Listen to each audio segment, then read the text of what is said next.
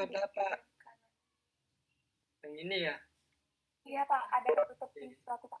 Sekarang udah ya. Coba kalau saya sekarang coba slideshow tuh mau nggak ya? Biasanya nggak mau, sekarang mau nggak? Kelihatan nggak slideshow-nya? Bisa Pak. Kelihatan Pak. Lihat Pak. Masih ada abu-abu Pak. Oke. Taruh dulu. Oke, kalau saya pindahkan, Iya Pak, sudah aman. aduh, nggak mau dia ya. Masih tetap. Oh, mau Pak. Pindah ke Mau Pak, slide sudah. ke slide berikutnya mau berpindah? Sudah Bapak. Mau Pak. Oke, mau. Saya balik lagi ke pertama. Oke, ini baru Jumat kemarin update Webex-nya, mudah-mudahan lancar, tidak ada masalah. Jadi hari ini kita akan diskusi. Jadi kalian silahkan hidupkan video juga bisa ya. Jadi saya akan mulai ya. Ini yang hadir ya, nanti saya absen lewat rekaman saja biar waktunya cukup. Nanti sambil diskusi saya akan panggil apabila tidak ada yang bertanya atau menjawab ya. Oke, hari ini kita akan lanjut ke struktur fungsi asam nukleat ya. Jadi mungkin sudah biasa, sudah pernah Anda dengar ya. Oke, entar dulu ya. Sudah pernah Anda dengar ya asam nukleat, terutama adalah DNA dan RNA ya. Jadi biomolekul yang sudah kita pelajari, protein, kemudian protein salah satu fungsinya sebagai enzim juga kita sudah diskusikan. Sekarang kita akan diskusikan tentang asam nukleat. Nah, sekarang yang hadir 85, jadi kita mulai saja. Jadi berbicara tentang asam nukleat mungkin tidak terlepas dari ya pemahaman kita tentang hakikat kehidupan. Salah satu adalah bahwa hidup itu harus berkembang biak. Hidup itu harus selalu bisa berkembang ya, tumbuh. Di samping berkembang biak juga tumbuh. Di situ ada menggantikan sel-sel yang rusak. Kemudian ada juga jaringan atau apapun itu, organ tubuh bertambah besar. Nah, seperti apa itu pembelahan sel, kemudian termasuk perkembangbiakan ya, itu tentunya ada yang memulai, kemudian sifat-sifat bisa diturunkan. Kenapa sel somatis membelah misalnya tetap menjadi sel somatis tertentu, kenapa sel manusia tetap bisa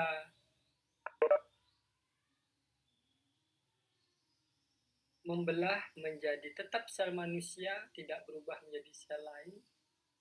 Banyak sekali pertanyaan yang bisa kita ajukan tentang hakikat kehidupan itu.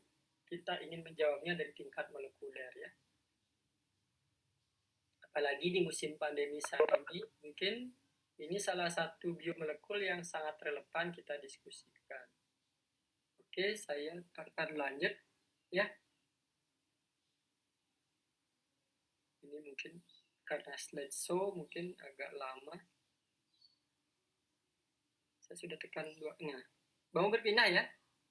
Hari ini kita tentang belajar struktur molekul dan sifat dan fungsinya ya, tentang asam nukleat, di mana sub CPMK atau CPMK pokok bahasan ketiga adalah menguasai konsep struktur, sifat, dan fungsi dari asam nukleat, di antaranya molekul DNA dan RNA. Selanjutnya bisa berpindah ya. Outline. Bisa Pak.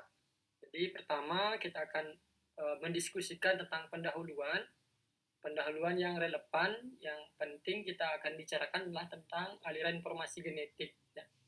Seperti di awal sudah saya pernah sampaikan ke kalian semua bahwa kalau belajar biokimia, ada 3 hal yang kita pelajari. Ya, ada 3 pokok yang kita pelajari. Pertama, belajar tentang struktur fungsi suatu biomolekul. Kedua, belajar metabolisme. Dan ketiga, belajar tentang aliran informasi genetik.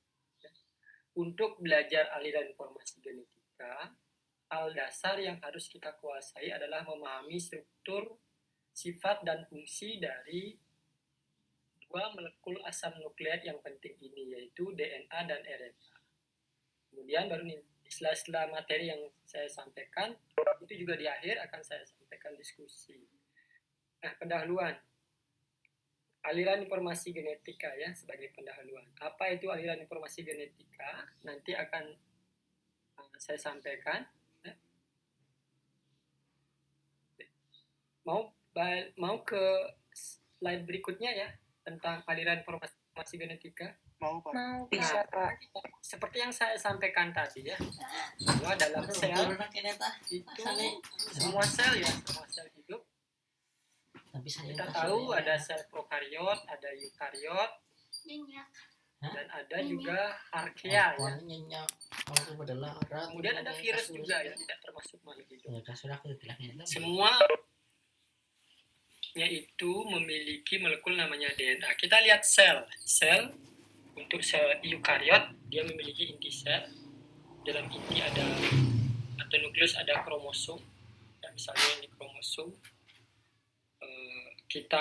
Kromosom itu sebenarnya susunan yang sangat kompak dan rapi dari lilitan tali temali ya. Kalau Anda belajar pernah ikut pramuka ya, ada tali temali itu tersusun sangat rapi dalam suatu struktur supramolekul namanya kromosom.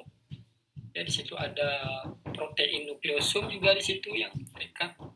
Nah, DNA strukturnya ditemukan ternyata berbentuk double helix, struktur 3 dimensinya. Nah, nanti kita akan bicarakan bagaimana ceritanya ditemukan struktur molekul DNA itu double helix. Nah, sebelumnya kita akan review sedikit pengetahuan Anda tentang gen. Jadi kita ketahui bahwa unit fundamental informasi dalam sistem kehidupan itu adalah gen. Jadi tidak hanya device yang di depan kita, entah itu laptop maupun HP atau apapun yang Anda gunakan, itu mempunyai memori, ya. Tetapi sayangnya manusia belum bisa membuat device yang bisa beranak, ya. Misalnya ke depan ada ya, di HP kita kalau rusak harus beli masalahnya ya. Coba kalau bisa beranak gitu ya. Ini kan sel juga punya memori itu karena apa? Karena ada gen di mana molekul DNA sebagai material penyimpan informasi.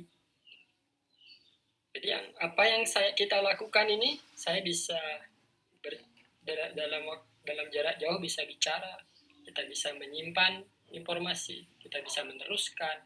Itu karena ada sesuatu yang bisa menyimpan dan menghantarkan informasi. Kalau dalam sistem kehidupan, inilah molekul utama yang kita pelajari, yaitu asam nukleat. Salah satunya DNA dan RNA. Nah, tidak semua DNA itu ada gen. Ya, tergantung selnya, ada sebagian besar gen, ada yang sangat sebagian kecil berupa gen seperti DNA-nya manusia dalam kromosom. Jadi hanya sebagian kecil merupakan gen. Gen itu apa sih? Nah, definisi gen itu tergantung nanti sudut pandang apa yang Anda mau pelajari. Kalau dalam bidang biokimia yang disebut dengan gen itu adalah suatu segmen atau fragmen DNA ya. Anda lihat gambarnya ya. Jadi tidak keseluruhan DNA itu, jadi bagian tertentu atau segmen tertentu dari DNA. Nah, dalam sedikit kasus bisa berupa RNA. Apa contohnya? Berarti tidak semua molekul gen itu adalah segmen DNA atau fragmen DNA. Ada juga berupa RNA. Contohnya sangat dekat dan mengganggu kita saat ini sehingga kita tidak berjumpa secara langsung.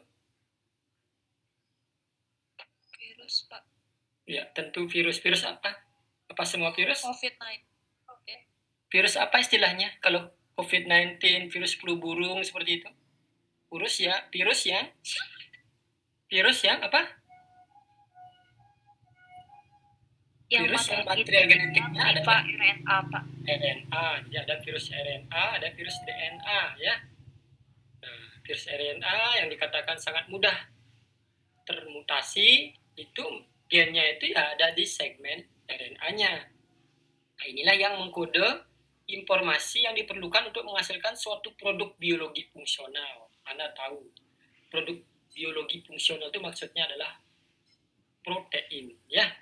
Protein yang sudah kita pelajari sebelumnya, termasuk enzim, itu dikode oleh suatu molekul yang pembawa informasi genetik yang namanya DNA.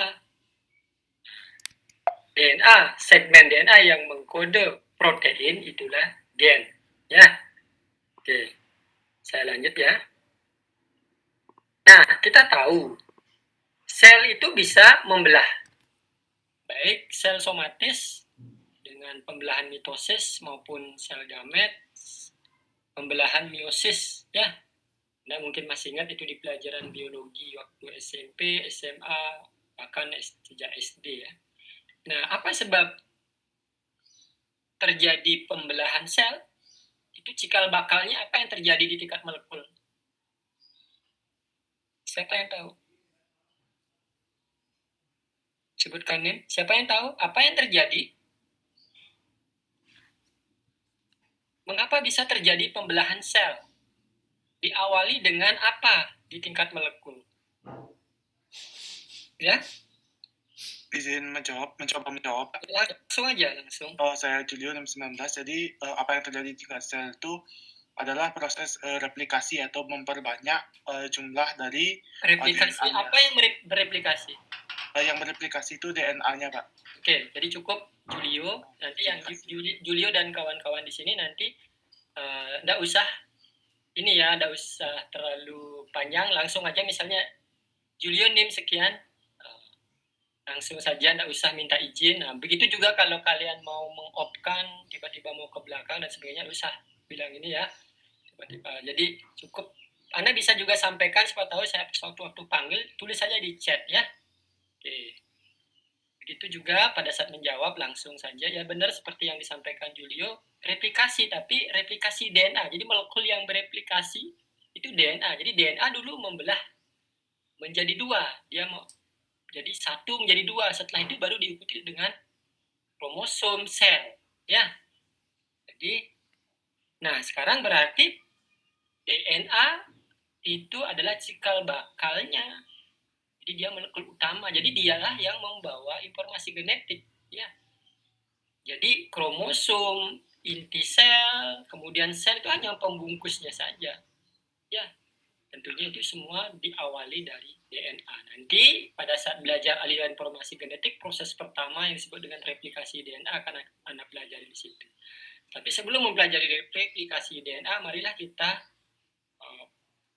diskusikan dulu, pelajari dulu tentang struktur dan sifatnya serta fungsinya ya.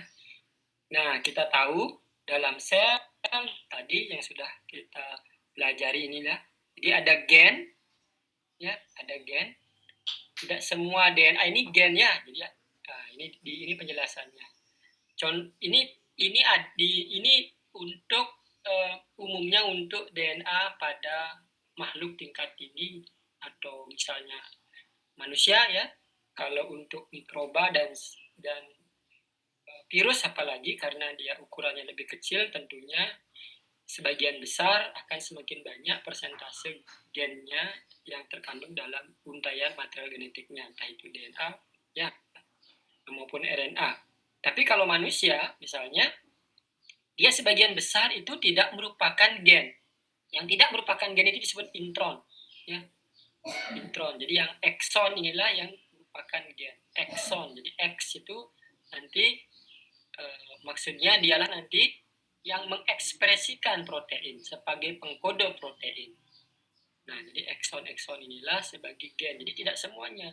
Nah, kenyataannya intronnya itu jauh lebih banyak atau daerah DNA, fragmen DNA yang bukan pengkode protein atau yang bukan gen itu jauh lebih banyak ya. Anda bisa cek di situ. DNA kita itu begitu panjang, termasuk DNA dari makhluk lain. Nah, tapi tidak semua yang DNA yang panjang itu merupakan gen. Nah, sekarang seluruh DNA ini dalam kromosom itu bisa bereplikasi. Ya, itu yang mengawali proses pembelahan sel. Kemudian bagian dari gen inilah yang akan mengalami proses namanya aliran informasi genetik. Jadi yang mengalami proses aliran informasi genetik itu hanya gennya. Ya, yang DNA keseluruhan itu hanya mengalami replikasi. Sorry. Oke. Ini saya. Oke. Mau berpindah ya? Halo? Mau Pak. Ini soalnya perpindahannya ini agak lama. Oke. Aliran informasi genetik itu apa ya? Itu adalah aliran umum informasi melalui satu proses namanya replikasi. Di DNA itu mengalami replikasi, membentuk dirinya sendiri dari satu untai DNA menjadi dua. Kemudian itulah sebabnya terjadi pembelahan kromosom, pembelahan sel. Jadi diawali dengan DNA membelah menjadi dirinya sendiri, jadi satu menjadi dua. Nah, itu ya, kalau sel itu kan begitu, dari satu menjadi dua, dari dua menjadi empat, dan seterusnya. Itu yang mengawali adalah replikasi DNA. Itu adalah proses pertama dari aliran informasi genetik. Inilah yang menjamin bahwa dari sel dan turunannya, ya, induk ke anaknya selalu terjamin sifat menurun yang bisa diwariskan dan persis sama dengan induknya. Ya. Coba kalau tidak terjadi replikasi DNA yang persis sama dengan dirinya sendiri, ya kita tidak bisa jamin. Hari ini kita punya sel, ini cuma gurauan aja ya. Hari ini sel kulit kita seperti kulit manusia, mungkin nanti membelah menjadi sel kulit badak kali ya.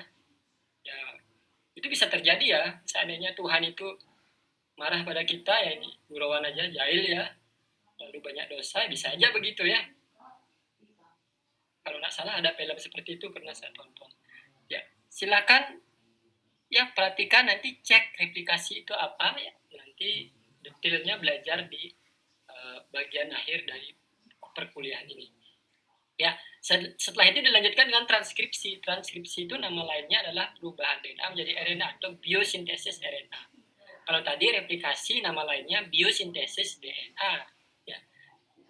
DNA membentuk dirinya sendiri, replikasi. DNA menjadi RNA disebut transkripsi. RNA menjadi protein disebut translasi. Nah, ini mungkin sudah pernah Anda dengar ya.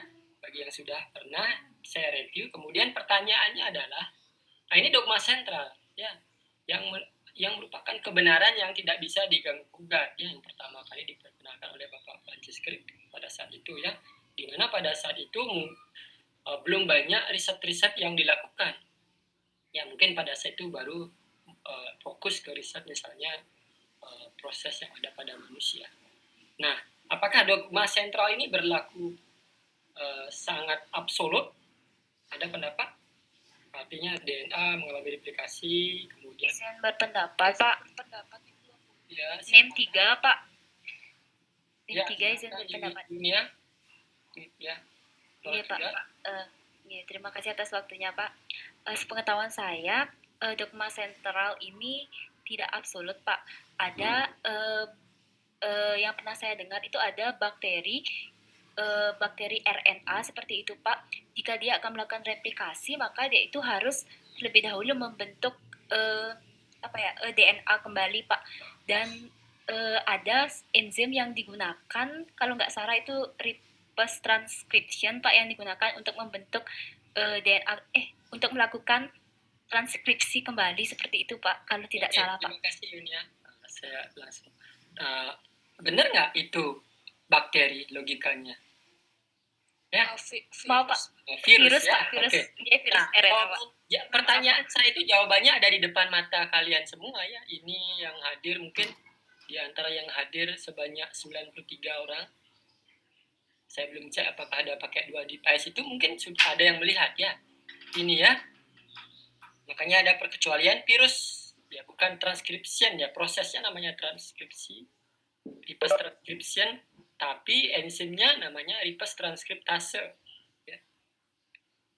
Virus RNA yang memiliki enzim ini bisa mengubah RNA menjadi DNA. DNA-nya itu namanya cDNA ya. Kalau di dunia dalam riset itu namanya cDNA. C itu kopi ya. Tapi sama juga molekul DNA juga yang strukturnya double helix. Nah, inilah yang terjadi pada virus. Mengapa virus itu sangat sulit untuk dikendalikan ya. Jadi dia memiliki proses ini, kemudian dia membajak di sistem aliran informasi kita menggunakan mesin enzimatis kita sendiri, sel inang itu sendiri untuk melakukan proses aliran informasi genetik. Nah, walaupun dia tidak punya sistem ini untuk menjadikan protein virus, tapi dia sudah masuk ke host ya, dia gunakanlah mesin enzimatis host untuk membentuk protein virus itu sendiri. Tapi ya menjadi DNA dulu. Ada juga proses baru ditemukan langsung RNA ini langsung ditranslasi. Ya mungkin pernah Anda lihat ya yang di virus COVID-19 ya.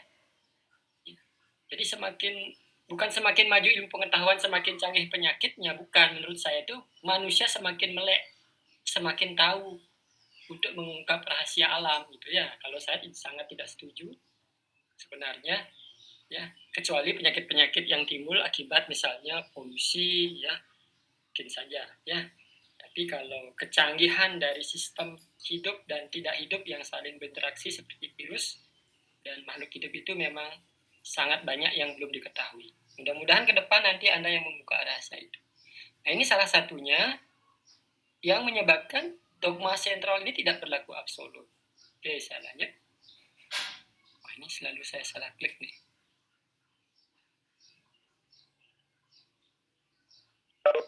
Belum mau berpindah ya? Belum, Pak. Belum, Pak. Tapi di komputer Anda di device Anda mau kelihatan besar ya? Mau, Pak, terlihat besar. Sorry, ini kok saya berpindahnya nggak bisa.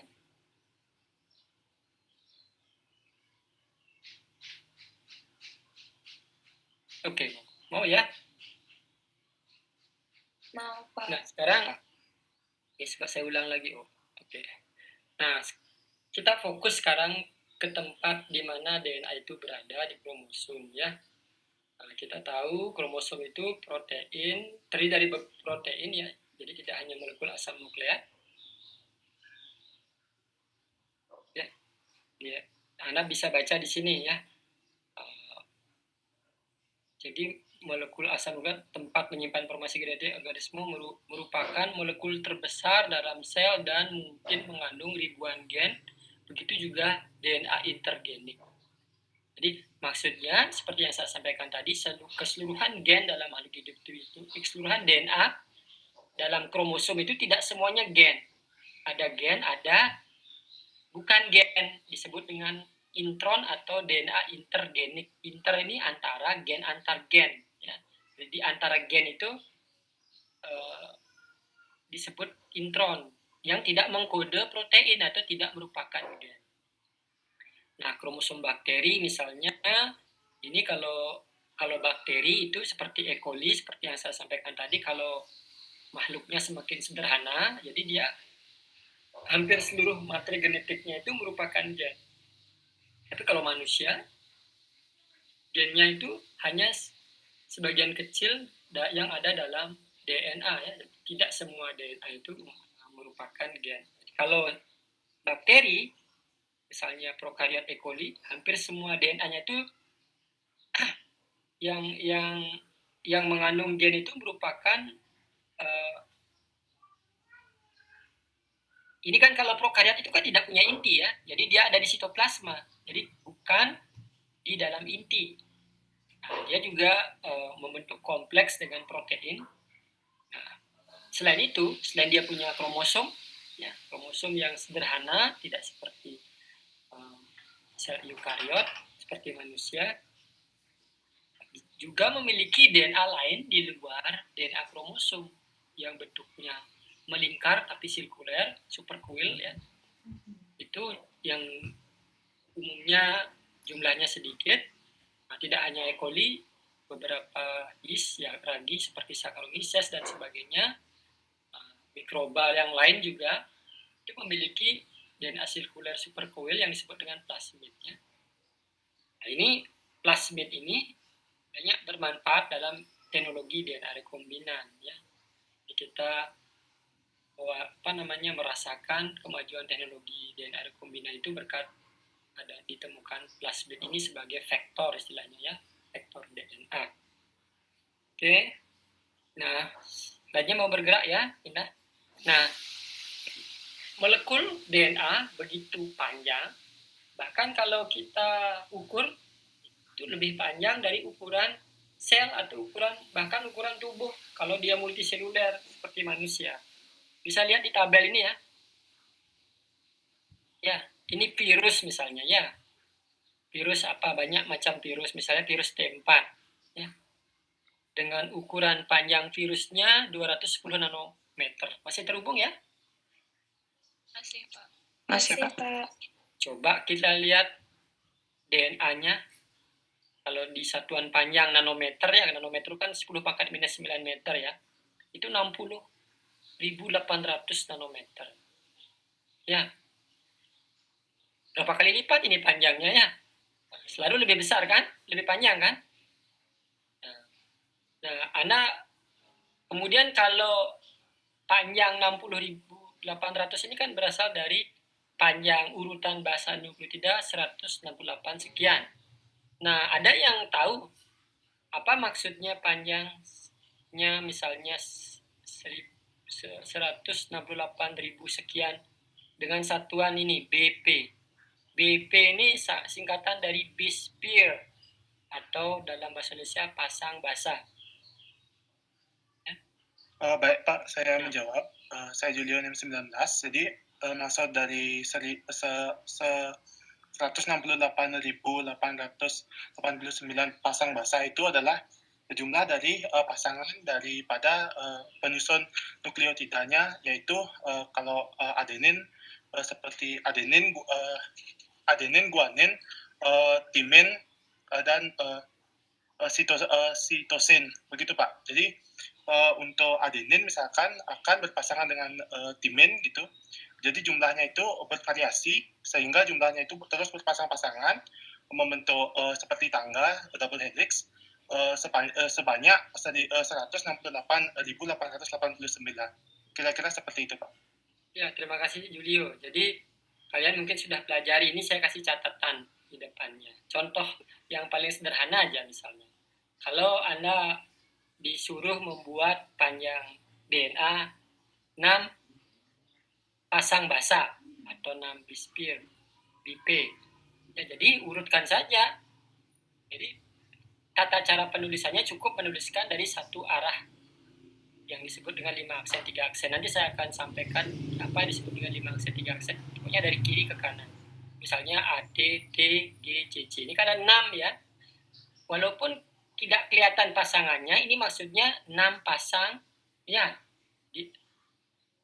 Maksudnya 1668 sekian, 1668 sekian pasang basa, ya ada sekian pasang basa panjangnya. Ya, kalau ini ada 6 pasang basa. Jangan lupa menyebutkan pasang basanya ya. Kalau disebutkan 6 basa gitu saja itu salah. Itu hanya untuk RNA ya. Kalau untuk DNA disebutkan pasang basa. Oke. Nah, misalnya E. coli, bakteri E. coli yang sedang lisis kemudian dilihat di bawah mikroskop elektron. Ya, lisis itu artinya kan selnya pecah. Hampir pecah, kemudian isi DNA kromosomnya keluar. Nah, keluar seperti ini. Ya, yang terurai ini jauh lebih panjang ya dibandingkan dengan ukuran selnya sendiri. Nah, mungkin sekarang Anda mulai bertanya-tanya sekarang, kenapa ya DNA itu harus begitu panjang sekali ya?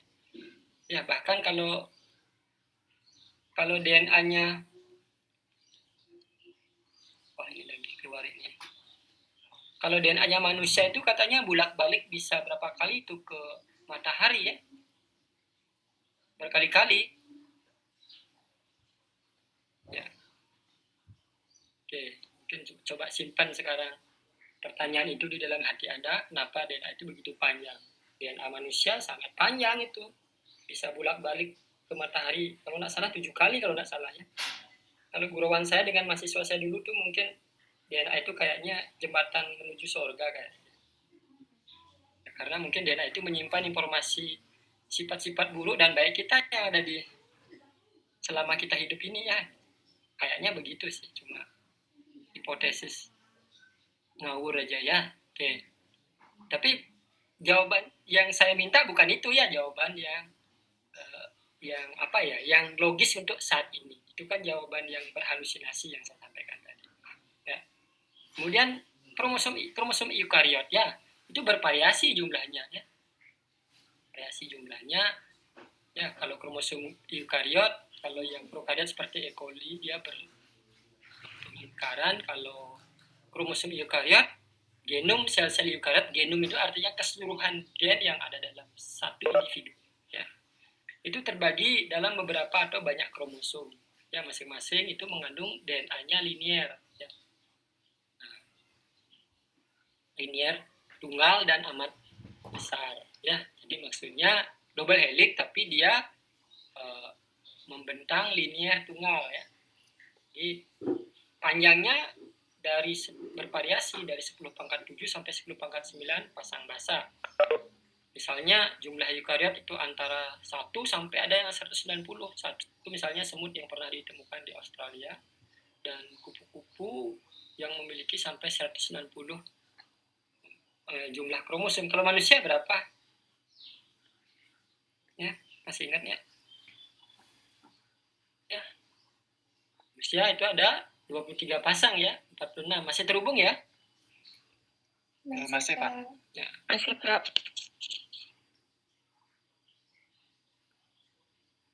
Ya, kalau diperhatikan pada sel yang belum membelah, itu kromosom itu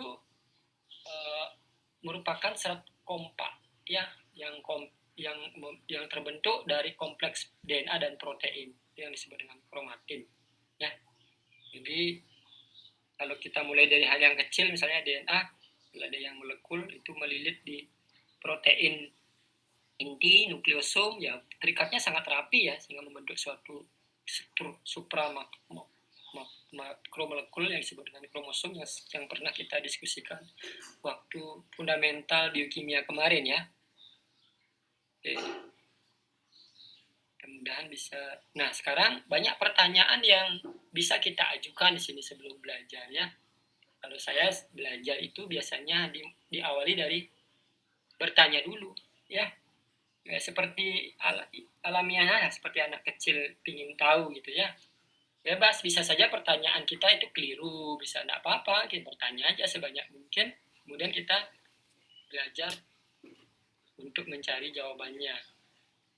Nah, karena kita fokus sekarang belajar struktur, nah tentunya struktur DNA itu seperti apa, ya. Mengapa, bagaimana dapat disimpulkan? Nah, kita kan sudah mewarisi bahwa struktur DNA ternyata double helix. Sekarang pertanyaannya mulai dari belakang. Mengapa ya bisa disimpulkan strukturnya double helix? Kemudian RNA single helix. Terus single helix. Terus bagaimana dapat disimpulkan? Bagaimana ya jalan ceritanya? Bagaimana caranya gitu ya? Kok bisa ya? Tentu semua pertanyaan tersebut tidak bisa kita tuntaskan jawabannya hari ini atau bahkan tuntas belajar satu bab. Ya, itu perlu proses ya. Ya bertanya aja dulu, nanti jawabannya mungkin bertahap kita dapatkan sesuai dengan pemahaman kita masing-masing ya. Oke, itu dulu. Kemudian nah, sekarang mungkin siapa yang menemukan, apa yang dilakukan ya. Siapa yang melakukan tersebut ya. Itu yang kita akan sedikit sampaikan. Mungkin Anda sudah tahu itu. Terus di mana asam nukleat itu bisa ditemukan? Nah, kemudian ini yang sering sekali saya tanya ke mahasiswa di awal biasanya. Untuk kritis ya. Anda tahu namanya asam nukleat ya, DNA dan RNA itu. tepatkah namanya asam nukleat? Mungkin ada nggak yang kurang setuju, itu namanya asam nukleat. Kalau setuju, apa alasannya? Kalau tidak setuju, apa alasannya? Ya, silakan. Nih, ini yang pertanyaan yang ini. Ya, ini nih, tepatkah ya? Tepatkah dinamakan asam nukleat? Silakan, mungkin selain biar memberi kesempatan kepada yang lain, silakan ya, selain yang tadi. Gangga NIM 16. NIM 11, Pak. NIM 16 dulu, yang kedengaran lebih jelas. Setelah itu NIM 11 ya. Ya, nanti NIM 16. Jangan terlalu panjang, silakan. Baik, mungkin untuk pertanyaan itu tepatkah dinamakan asam nukleat? Menurut saya itu cukup tepat karena kebetulan asam nukleat ini ditemukan pada nukleus. Jadi akhiran at ini biasanya digunakan untuk penamaan Latin begitu biasanya, Pak. Tapi kalau misalnya saya punya pendapat lain, boleh, Pak? Loh, kenapa? Ini merdeka loh ini. Kita belum dijajah. Kalau dari pendapat saya, jika kan ke asam nukleat ini ditemukan khususnya pada gen. Jadi mungkin untuk penamaan asam nukleat dari pendapat saya sendiri itu kurang tepat karena kalau misalnya dia dinamakan asam nukleat itu kan ditemukan di inti, tapi di inti itu banyak ada organel. Jadi mungkin kalau bukannya saya mengubah nama Pak, tapi ini pendapat saya mungkin bisa dispesifikkan ke asam geniat atau apa gitu karena dia ditemukan di gen untuk spesifiknya gitu. Oke, enggak apa-apa Gangga, jangan terbalik seperti yang saya bilang sampaikan. Tidak semua DNA itu gen. Jadi lebih banyak gen DNA daripada gen. Justru kalau dinamakan gen gitu kan karena banyak yang bukan gen gitu ya. Oke, ya, yang disebut asam nukleat itu tidak semuanya gen, ya. Nah, ya enggak apa-apa. Pendapat itu sangat boleh ya. Tetapi dengan berpendapat bisa saya luruskan jadinya daripada kalian diam ya. Enggak apa-apa. Anda silakan yang NIM 11 siapa? Halo, tadi NIM 16 enggak, NIM 11 sekarang? Ya, Pak, apakah sudah terdengar? Ya, silakan. Baik, Pak, terima kasih. Kalau pendapat saya hampir mirip dengan Gegang tadi, yang dimana karena dia terdapat di inti, jadi kan di inti itu namanya nukleus, jadi tepat untuk penamaan nukleat. Apa namanya Gusti Agung istri siapa ini? Siapa panggilannya? Gung Is, Pak. Ya, Gung Is. Maksudnya gini, oke, pendapatnya sama. Coba cari yang agak beda sedikit. Oh iya, kalau yang masalahkan nukleatnya sudah tepat. Ya, kalau asamnya gimana? Tepat nggak? Kalau tidak bahasa nukleatnya namanya. Ya, itu dah Pak. Saya tidak setuju dengan pemberian kata asamnya. Seperti yang diketahui bahwa di DNA itu ada basa furin dan basa pirimidin. Cukup. Itu tidak tepat. Oke. Saya ingin jawaban yang tidak setuju siapa? Tadi itu setuju, tidak setuju lagi ya, yang setuju. Bebas lah dia yang setuju maupun tidak. NIM 1 ingin mencoba menjawab, Pak. NIM 1 ya, Purwani silakan. Menurut saya setuju disebut asam karena dalam asam nukleat itu mengandung gugus karbonil, Pak. Jadi juga gugus apa? Karbonil. Nah, nanti dicek ya, Dewi, apakah benar ada gugus karbonil. Apalagi? Itu aja. Iya, Pak. Oke, enggak apa-apa. 01 saya luruskan, di situ tidak ada gugus karbonil, tapi memang tepat namanya asam. Ya, enggak apa-apa, Gangga dan Gung Is tadi ya, enggak apa-apa. Tepat namanya asam, nukleat juga tetap tepat, ya. Karena memang kalau dilihat dari kalau ditemukan di inti, tapi saya ingin ya ada sebenarnya jawaban yang menyebabkan dia agak kurang tepat. Ya, nah itu. Siapa lagi yang mau menyampaikan pendapat? Lagi satu aja, silakan. Yang belum pernah ya, tadi kalau yang ngomong-ngomong tadi itu rasanya sudah saya cek di situ sudah pernah. Yang belum sama sekali silakan. Tolong Anda harus rajin menabung untuk nilainya. Jangan sampai tidak ada tabungan. Halo.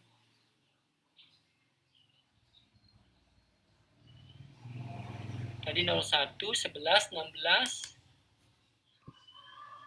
Halo, Julio sudah? Halo?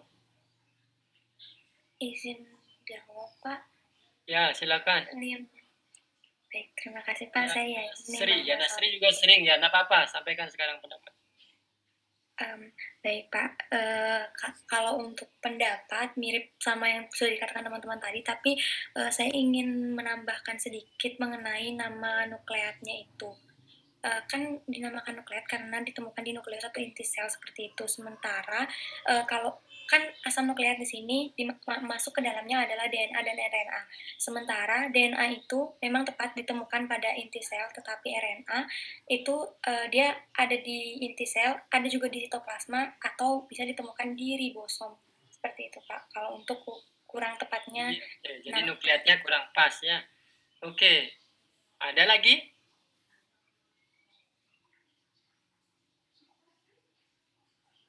Bisa saya panggil ya?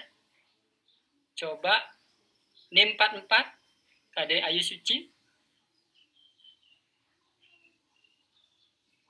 Agar tidak beberapa ya, silakan.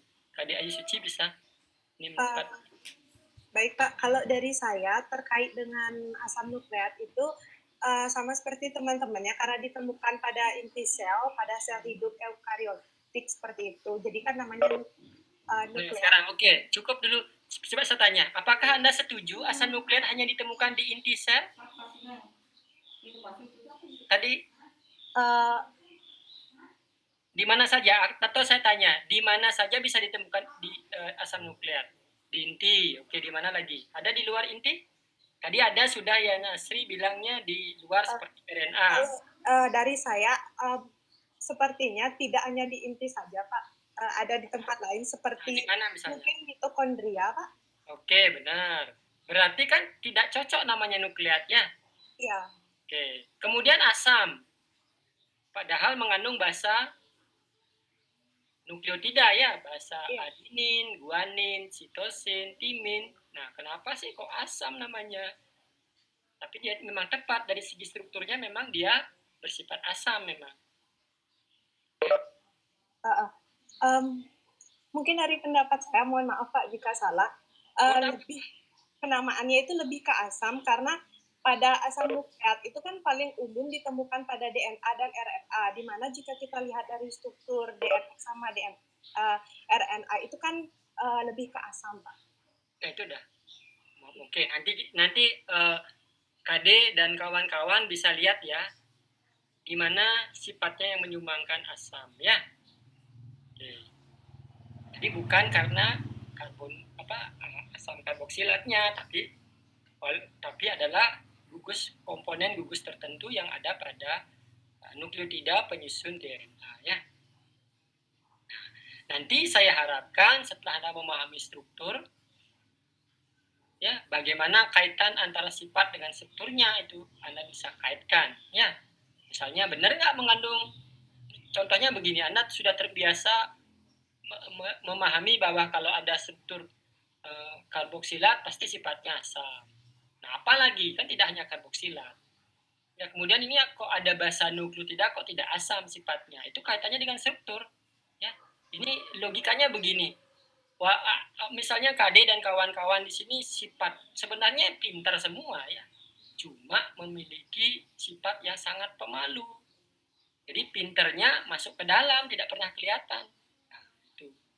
DNA juga sama, dia punya bahasa, cuma bahasanya pemalu. Masuklah ke dalam dia, nah seperti apa itu? Yang kelihatan ya asamnya gitu ya. Ya itu analoginya, nanti Anda bisa buktikan di belajar struktur. Ini salah ketik saya. Ya, apa fungsi asam nukleat? Ya. Nah sekarang bagaimana dapat disimpulkan kok fungsinya sebagai material genetik? Itu nanti pertanyaan misalnya. Oke?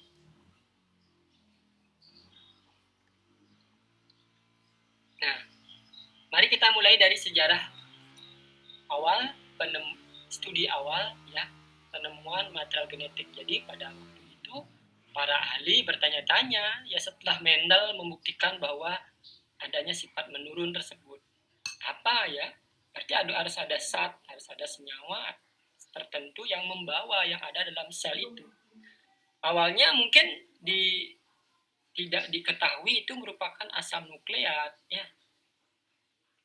Tapi mungkin setelah dibuktikan bahwa pokoknya kalau intinya yang diwariskan itulah yang ternyata membawa sifat. Berarti ada di inti. Tapi di inti itu tidak hanya ada asam nukleat ditemukan, juga ada protein. Nah, inilah menjadi tanda tanya besar. Terus dilakukanlah percobaan. Ya, ini yang saya tandai panah ini adalah percobaan-percobaan yang bisa Anda lihat, ya. Dan yang lain silakanlah kalau ketemu di internet atau baca-baca buku yang saya tandai tanda panah O-ring ini, silakan dibaca, ya. Nanti ini juga akan menjadi bagian dari tugas kelompok nanti mungkin, ya, pada saat diskusi. Nanti akan saya share lewat forma topik-topiknya. Nah, Anda bisa lihat di sini nanti sejarahnya, sehingga bisa menyimpulkan bahwa material genetik itu ternyata adalah asam nukleat, ya. Nah, terutama nanti telah dibuktikan oleh percobaan transformasi dengan menggunakan bakteriofag ini, ya. Nah, juga ini Every dan kawan-kawan, ya, secara in vitro dia melakukan eksperimen transformasi material genetik yang dibawa oleh bakteriofag ini, ya. Jadi ada istilahnya awalnya membawa penyakit, ya. Kemudian karena terjadi transformasi, yang transformasi itu adalah yang bisa masuk ke situ adalah molekul asam nukleat, ya. Ternyata dengan dilakukan perlakuan tertentu, pemanasan gitu misalnya, asam nukleatnya masih tetap stabil, tapi karena protein rusak, ya tidak mungkin protein, karena setelah dipanaskan ya tetap bisa menghasilkan sifat yang diwariskan, ya. Itu saya tidak akan jelaskan di sini, ya, ini nanti tugas. Nah, saya langsung ke struktur double helix-nya.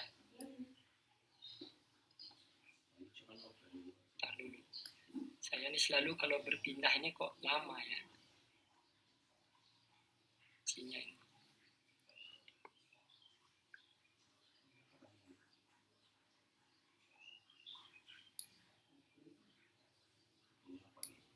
Oke. Nah, ini bisa berpindah, ya. Nah, ini atas dasar dari Bapak Watson dan Crick, ya, menemukan dengan bisa diisolasi DNA-nya, kemudian dimurnikan, kemudian dikristalkan. Kristalnya itu dianalisis dengan difraksi sinar X, disimpulkanlah bahwa DNA itu berbentuk double helix, ya. Nah, itu nanti bisa dibuktikan dari eksperimen yang akan kita jelaskan berikut, ya. Nanti yang paling penting di sini adalah penemuan Watson-Crick bahwa basa-basa nitrogen yang terkandung dalam DNA itu ternyata berpasangan, ya, tidak acak dia membentuk ikatan hidrogen di dalamnya, ya. Jadi di situ ada struktur helix yang di mana untai DNA-nya itu terdiri dari susunan gula fosfat. Kemudian di dalamnya itu basa yang saling berinteraksi berikatan hidrogen dengan basa pasangannya di untai yang lain. Nah, kristal yang ditemukan itu tuh awalnya mirip seperti, kalau dilihat dari atas strukturnya itu mirip seperti bunga teratai, katanya. Itu karena DNA yang ditemukan di alam itu konformasinya disebut dengan konformasi B. Nanti saya tunjukkan di slide berikutnya, ya. Oke, kita langsung saja dulu ke komponen penyusunnya, ya. Kalau asam nukleat, ya, untuk DNA itu merupakan polimer dari deoksiribonukleotida, ya. Jadi satu nukleotida itu terdiri dari 3 komponen utama, yaitu basa, gula, fosfat. Ya, basa itu basa nitrogen. Kenapa disebut dengan basa nitrogen? Karena di sini ada N-nya. Ingat, basa nitrogen itu ada N yang memiliki pasangan elektron bebas, sehingga dia nanti bisa menarik proton. Jadi memang bersifat basa di sini. Nah, kemudian ada fosfat. Fosfat ini kalau melepaskan proton dia bermuatan negatif di sini. Ya, inilah sebabnya DNA itu nanti bisa bermuatan negatif pada pH tertentu. Kemudian gulanya gula pentosa. Gulanya pentosa di atom C nomor 2. Jadi penomorannya itu kalau belajar organik nomor satunya di sini. 1. Kelihatan kursor saya ya.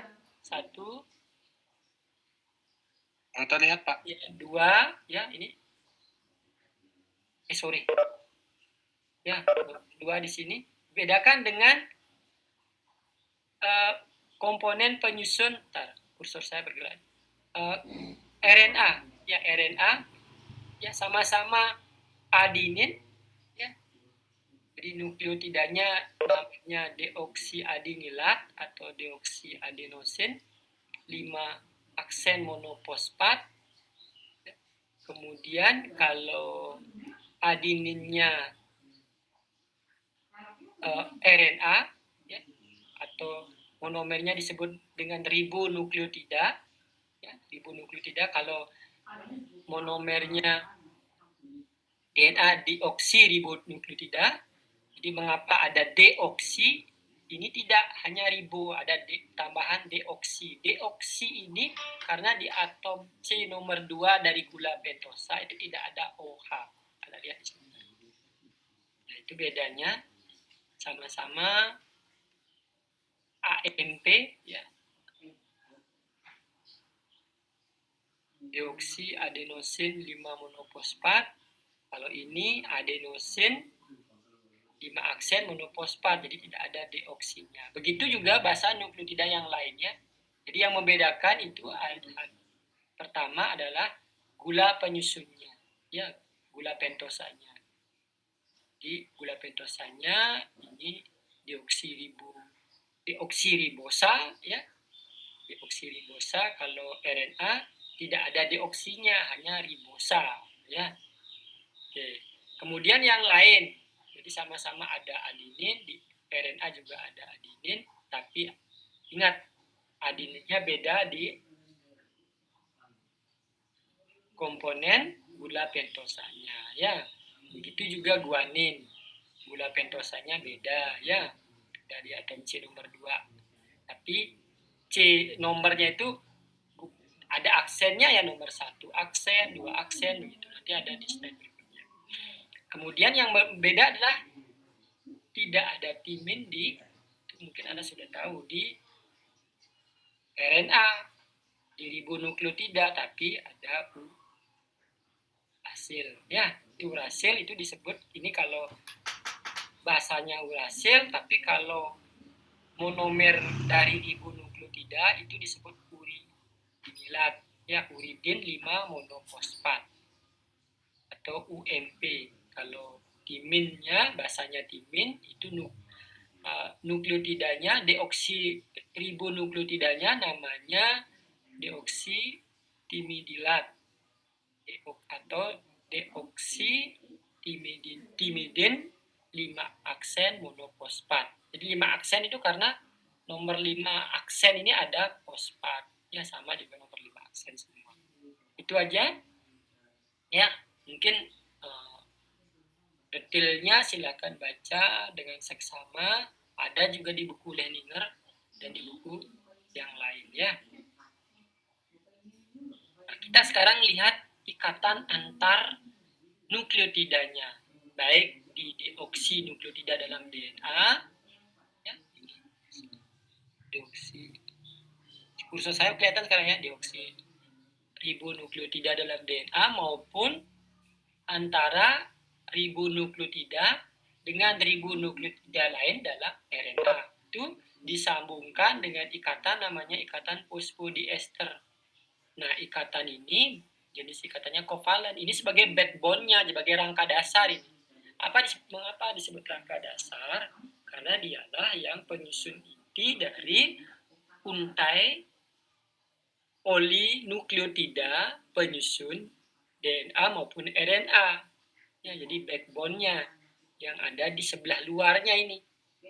Ya, nanti di sebelah dalamnya itu adalah basa nukleotida. Ini ikatan fosfodiester.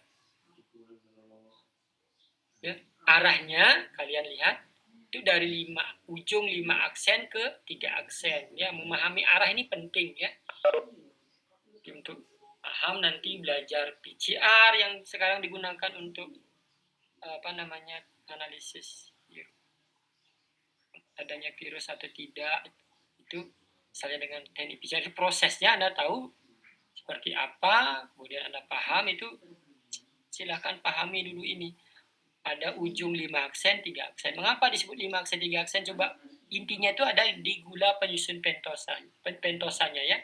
Ini diberikan nomor 1 aksen, 2 aksen, 3 aksen. 4 aksen, 5 aksen. Di nomor 3 aksen dan 5 aksen itu terikatlah fosfat.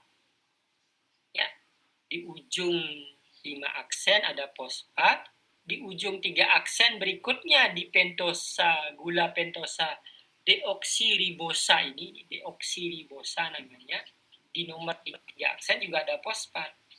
Kemudian fosfat ini terikat juga di deoksiribonukleotida berikutnya, yaitu di nomor 5 aksen juga. Kemudian di nomor 3 aksen ini juga terikat fosfat. Terus begitu ya, dari 5 aksen ke 3 aksen, 5 aksen, 3 aksen. Maka di sini disebutkan arah dari ikatan fosfodiesternya itu adalah dari 5 aksen ke 3 aksen. Hal yang sama juga terjadi pada molekul RNA. Di ujung 5 aksen itu ada fosfat. 5 aksen itu dilihat dari penomeran dari gula pentosa ini apa namanya, Dek? Kalau RNA? Tadi gula pentosanya DNA namanya deoksiribosa. Kalau RNA namanya apa?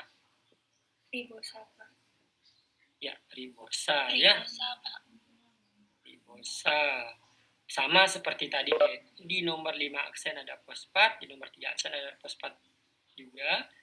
Nah, jadi selebih dari arah 5, 3 aksen ini terjadi ikatan fosfodiester. Ya. Nah, penjelasannya ada di sini tapi dalam bahasa Inggris. Silakan. Jangan alergi dalam berbahasa Inggris. Ini saya ikuti kalau di Malaysia itu saya lihat orang ngasih kuliah itu seperti ya kita maklum juga ya, di situ kan bahasa keduanya pakai bahasa Inggris karena penanyanya bahasa Inggris. Nah, itu positifnya di situ lebih maju. Saya lihat lebih cepat kemajuannya.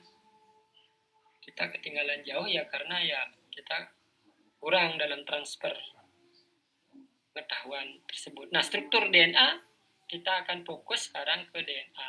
Seperti yang saya bilang tadi, cara memahami struktur, Anda pahami aja nama. Seperti Anda kalau seseorang diberikan nama sesuai dengan sifatnya itu sangat menguntungkan sekali ya.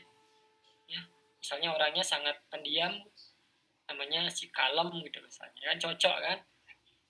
Nah, kalau molekul itu memang dikasih nama ya sesuai dengan strukturnya. Kalau DNA dikasih nama DNA karena ya singkatan dari deoksiribonukleotida, asam deoksiribonukleotida, karena ya memang sifatnya asam, dibangun oleh polimer monomernya atau penyusunnya itu adalah deoksiribonukleotida. Ya. Deoksiribonukleotida nanti terdiri dari 3 komponen, yaitu basa, gula, fosfat. Nah, di sini sudah seperti yang disampaikan tadi bahwa DNA sudah dibuktikan sebagai material genetik ya, yang mengandung informasi genetik yang ada dalam setiap sel ya, maupun dalam setiap jaringan dalam organisme. Kalau bakteri bersel 1 dan kalau yang multiseluler semuanya itu mengandung DNA sebagai material genetik. Ini sudah ya. Jadi ini cuma penjelasan ulang, tadi secara lisan sudah jelas tidak ya. DNA polimer dari deoksiribonukleotida ya, itu dihubungkan dengan ikatan fosfodiester. Jenis ikatan fosfodiester itu merupakan ikatan kovalen ya. Nah, mari kita bandingkan lagi ikatan antara, kelihatan nggak ini?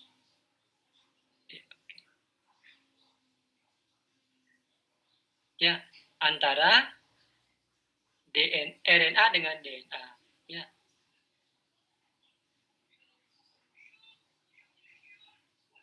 Ya, ini fosfat, gula, basa. Selalu begitu ya, ikatan fosfodiester ini diulang lagi biar Anda paham betul ya, kenapa ikatannya disebut fosfodiester sekarang.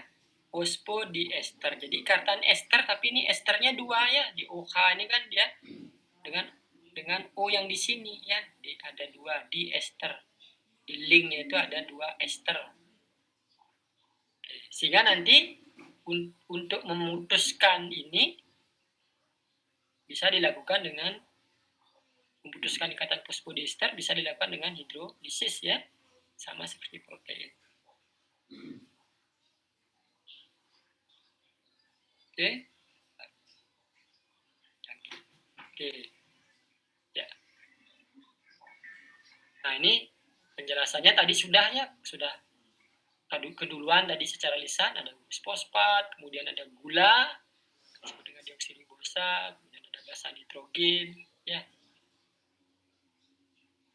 Nah, basa nitrogennya itu kalau mau lebih detail lagi itu terdiri dari 2 macam tergantung dari inti sikliknya. Itu ada purin ya, ada basa purin yaitu guanin dan adenin itu termasuk basa purin. Kemudian pirimidin, ini struktur induk dari pirimidinnya ya. Kemudian ini turunannya sitosin dan timin ya, termasuk basa pirimidin. Begitu juga RNA juga sama, dari basa purin dan pirimidin. Nah, struktur ini penting artinya dalam hal analisis ya. Kenapa? Karena dengan struktur seperti ini Anda bisa lihat ini ikatan rangkap 2-nya gimana ini, selang-seling ya. Halo? Iya, Pak. Singgung ya. Ini mungkin nanti cek lagi di rumah atau setelah kuliah. Ini ada nomor 1, 2, 3 dan seterusnya. Ini nomor utamanya itu ada di basa N-nya ya. Gulanya tadi kan dikasih aksen, berarti ada 2 molekul yang ada nomornya gitu ya. Kalau ada nomornya berarti molekul yang lebih utama itu basa, ini dikasih nomor utama. Basanya itu kasih aksen, gulanya tadi ya, gula pentosanya. Tapi itu tidak penting. Yang penting ini Anda paham strukturnya. Anda lihat kan selang-seling ikatan rangkapnya. Dengan sifat seperti ini dia akan mudah menyerap gelombang elektromagnetik dengan panjang gelombang tertentu sehingga bisa dianalisis dengan metode spektrofotometri ya. Mungkin kalian sudah semester 3 enggak tahu, mungkin belum dapat instrumentasi atau metode spektrofotometer ya. Kalau kurikulum sekarang sudah nggak? Kalian semester 3 ada kuliah kimia analitiknya atau kuliah instrumentasinya nggak sudah? Halo? Saya menjawab Pak. Jadi untuk kuliah kimia analitiknya sudah ada, tapi materinya belum dapat Pak. Instrumentasi belum ada di farmasi ya. Karena kesulitan kita untuk praktikum itu mungkin Anda sudah tahu kan, ada penentuan kadar protein dengan cara spektrofotometer ya. Ya, masih ingat tuh ya. Nah, jadi analisis termasuk menganalisis asam nukleat ya. Nah, deoksiribosa ini kita bisa lihat ya tadi, ingat ya, di atom C nomor 2 ini kan 1 aksen, 2 aksen, 3 aksen, 4 aksen, 5 aksen. Di atom C nomor 2 itu tidak ada. Makanya namanya deoksiribosa. Beda dengan ribosa ya, yang ada gugus hidroksil pada posisi 2 ya. Sudah. Jelasnya nih, ini slide-nya aja banyak tapi sebenarnya penjelasannya sudah ya. Memungkinkan Anda bisa detail belajar. Nah, adenin sekarangnya seperti apa? Adenin itu bahasanya purin. Ya. Itu juga adeninnya RNA sama. Yang membedakan apa? Gulanya adeninnya sama adenin. Nah, di atom C nomor 9 inilah nanti ini berikatan atom karbon dari gula. Jadi di sini gulanya terikat, gula pentosanya. Kalau RNA berarti ribosanya di sini. Kalau DNA deoksiribosanya di sini. Ya. Oke, yang lain silakan dibaca. Adenin, guanin, yang hal yang sama juga bisa sama di penjelasannya untuk guanin ya. Saya tidak akan jelaskan, itu bahasanya purin, sama-sama purin. Kemudian sitosin. Sitosin ini intinya dia strukturnya itu basa pirimidin ya, pirimidin. Kemudian di atom C nomor satunya dia terikat gula pentosanya. Ya. Kalau tadi untuk pirimidin di atom C nomor 9. Buatnya bedakan. Begitu juga timin ya, timin juga bahasanya pirimidin, di atom C nomor satunya juga terikat gula. Nah, ya kan. Nah, sekarang kalau DNA dalam sel yang memang DNA-nya itu merupakan dua untai DNA yang strukturnya saling melilit membentuk struktur double helix. Ya. Nah, di situ kelihatan sekali backbone-nya atau rangka dasar dari untai tersebut ya, di misalnya ini dia itu ada dua untai, itu merupakan komponennya dari gula fosfat ya. Kemudian kita kasih nama ya, penamaan itu sesuai dengan arah ikatan 5 fosfodiester dari 5 aksen ke 3 aksen. Jadi untai DNA itu dikatakan anti paralel. Mengapa anti paralel? Karena satu untai arahnya kanan misalnya dari 5 aksen 3 aksen, jadi arahnya itu ditentukan oleh arah ikatan fosfodiesternya. Kemudian untai yang lain itu arahnya berlawanan dari 5 aksen ke 3 aksen berlawanan. Ya, misalnya ke kiri. Itu disebut dengan anti paralel. Berlawanan arahnya. Jadi ujung-ujungnya inilah yang nanti diberi nama 5 aksen 3 aksen. Saya lanjutkan ya. Nah, ini kita bisa lihat elemen dasar dari struktur double helix DNA. Kalau kita lihat di basanya sekarang ya. Gitu. Oke. Nah, sekarang saya mau perlihatkan struktur dari ikatan hidrogen antar pasangan basa. Ya, tadi kan antara fosfat gula itu ya, itu berikatan apa? Kovalen fosfodiester ya. Itu membentuk rangka dasar atau backbone dari untai DNA. Kemudian di sebelah dalamnya itu ada pasangan basa timin misalnya dengan adenin, sitosin dengan guanin pada DNA. Anda lihat di sini ya, ikatan hidrogen yang terbentuk ada berapa ini? 2 ya. Dia hanya bisa membentuk 2 ikatan hidrogen. Kalau guanin dan sitosin 3. Sehingga mana yang lebih kuat antara interaksi guanin sitosin atau timin adenin?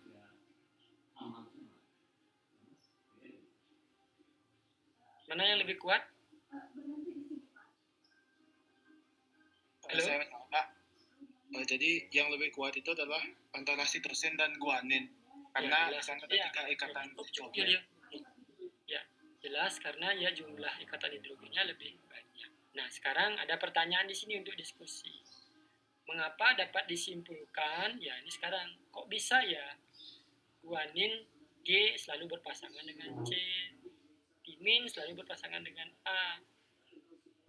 Jelaskan dengan menggunakan alasan dari struktur dan alasan hasil eksperimen ya. Di sini Anda akan ketemu alasan karena strukturnya. Silakan. Selain yang biasa menjawab, saya pingin yang lain coba. Tadi saya NIM 44 ya. Coba NIM 45 sekarang. Saya langsung ambil dari tengah. NIM 45. Tadi sudah NIM 44 kalau nggak salah KD ya. Sekarang NIM 45. Atau mau NIM 43 ya, di antara dua itu mau. Ya silakan NIM 43 Wayan Dianda atau NIM 45 Adelia. NIM 44 masih bergabung ya? Halo, silakan kalian berdua, siapa aja bisa? Halo Korma, apakah saya terhubung ya? Masih terdengar? Silakan Wayan Diandasari NIM 43 atau Putu Adelia NIM 45. Pertanyaannya ini, yang warna merah ini, mengapa dapat disimpulkan bahwa bahasa G selalu berpasangan dengan C, T selalu berpasangan dengan A? Apa karena memang jodohnya gitu ya, dijodohkan sama Tuhan kali ya, atau gimana ya alasannya? Halo?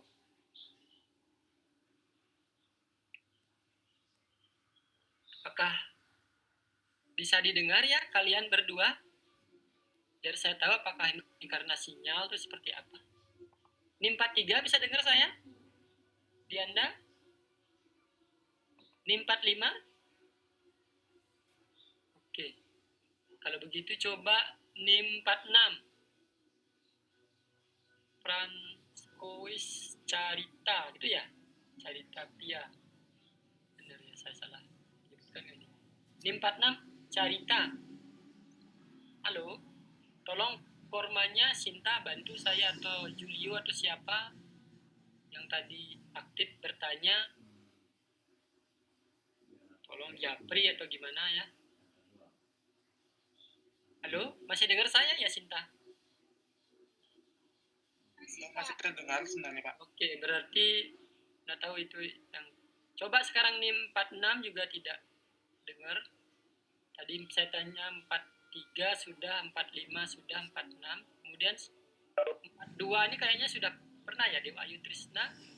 Bisa dengar saya Dewa Ayu Trisna 42? Bapak, iya saya Pak, NIM Ya. 42. Oke, ya silakan Dewa Ayu Trisna. Mengapa kira-kira dari alasan struktur kok bisa G berpasangan dengan C, T dengan A? Kenapa tidak ditukar aja ya? Baik, terima kasih Pak atas kesempatannya. Sebagaimana saya pernah pelajari di SMK, itu mereka kenapa guan dengan sitosin, kenapa dimin dengan adenin, karena mereka memiliki struktur yang saling melengkapi antara satu sama lain seperti itu. G melengkapi C, T melengkapi A, dan mereka membentuk komplementaritas dan membentuk ikatan hidrogen masing-masing gitu. A dengan T membentuk 2 ikatan hidrogen, sedangkan C dan G itu membentuk 3 ikatan hidrogen. Nah, jika dilihat dari kedua ini, adanya 3 ikatan hidrogen ini menyebabkan C dan G ini ikatannya lebih kuat daripada A dan T seperti itu Pak. Jadi dikarenakan mereka membuat komplementaritas satu sama lain, yang cocok itu G dengan C dan T dengan A seperti itu Pak. Oke, terima kasih Trisna. Ya, kalau salah. Ya sudah, ya sudah benar. Cuma saya ingin, namanya juga diskusi. Mari kita berpikir lebih kritis lagi. Ya sudah benar jawabannya. Cuma kenapa ya tidak bisa ditukar ya? Misalnya A dengan C gitu kan? Kan bisa aja dia membentuk ikatan hidrogen juga kan? A dengan C kan bisa aja. Yang penting ikatan hidrogen itu terjadi antara atom A dengan elektron yang dengan atom yang lebih elektronegatif, entah O atau dengan N. Coba itu kita tukar A misalnya dengan C atau G dengan T. Kan bisa ya. Kenapa secara apa ya? Kalau Anda pernah belajar teori ikatan kimia, nah coba. Kenapa setiap atom itu berikatan membentuk molekul, kemudian antar molekul juga berikatan? Itu untuk menuju ke arah apa sebenarnya? Itu sudah benar jawabannya Trisna tadi, tapi saya ingin mendalami secara lebih dalam lagi. Lebih jauh. Silakan mungkin. Terima kasih Trisna tadi NIM 41. NIM 4 berapa? 43, sekarang di NIM 42, sorry ya.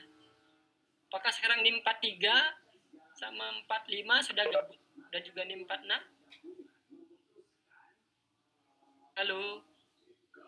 Tes? Belum ya? Coba. Yang NIM 3 tadi konfirmasi katanya nggak bisa, audionya bermasalah, jadi akan nyoba lewat chat Pak untuk di Anda. Oke. NIM 45 sama 46 ya. Oke, tadi 42 sudah. Terima kasih. 41. Ide Ayu. Yatnya siapa ini? Ya, Pak. Ya.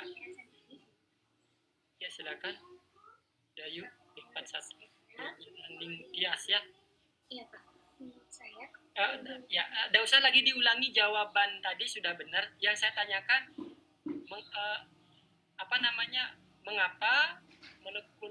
mengapa adenin tidak bisa berpasangan dengan sitosin?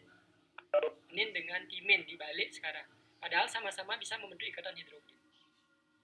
apakah itu karena dilihat dari strukturnya, kalau C dan T itu dia dilihat dari struktur yang di dekat kursor itu, Pak, yang di C dan T itu memiliki satu cincin, sedangkan pada adenin dan guanin itu ada 2 cincin. Dua cincin. Ini maksudnya cincin ini. Iya, Pak. Nah, misalnya ini 2 cincin. Kalau guanin dengan timin kan ini oke lah, ini 1 cincin dengan 2 cincin.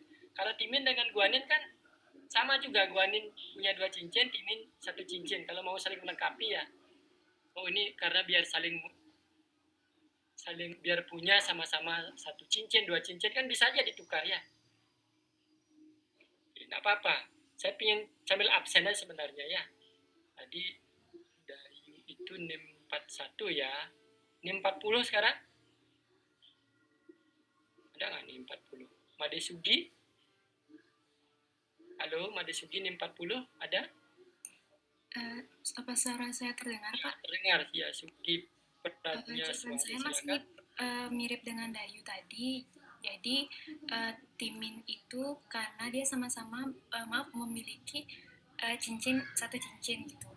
Terus juga kalau misal timin dia digabungkan dengan guanin, menurut saya tuh tidak bisa karena akan menghasilkan asam amino yang berbeda, Pak. Jadi ketika diterjemahkan itu didapatkan hasil asam amino yang tidak sesuai dengan tujuan awal proses replikasi dan translasi, begitu, Pak. Oke, mungkin belum sejauh itu ya, kita belum mempelajari tentang kodon ya. Oke, belum sampai menerjemahkan asam amino. Lihat tadi alasan struktur ya. Nah, apa-apa. Ya, ini sambil saya absen. Terima kasih pendapatnya. Ini kita lihat alasan struktur ya. Tadi guanin sama sitosin mampu membentuk 3 ikatan hidrogen, adenin dan timin mampu membentuk 2 ikatan hidrogen ya. Oke.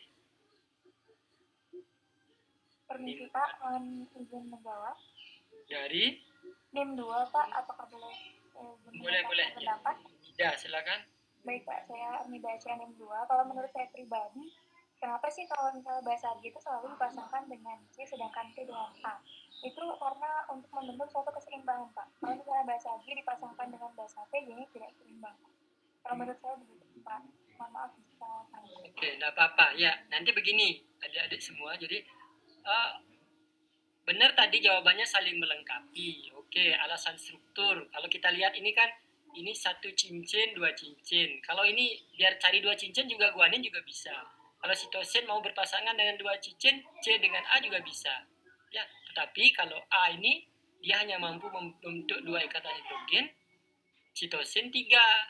Jadi ibaratnya kalau awamnya ya, A hanya bisa mampu memberi 2, C bisa memberi 3, jadi memang tidak seimbang, bisa membentuk 3 ikatan hidrogen dengan 2 ikatan hidrogen.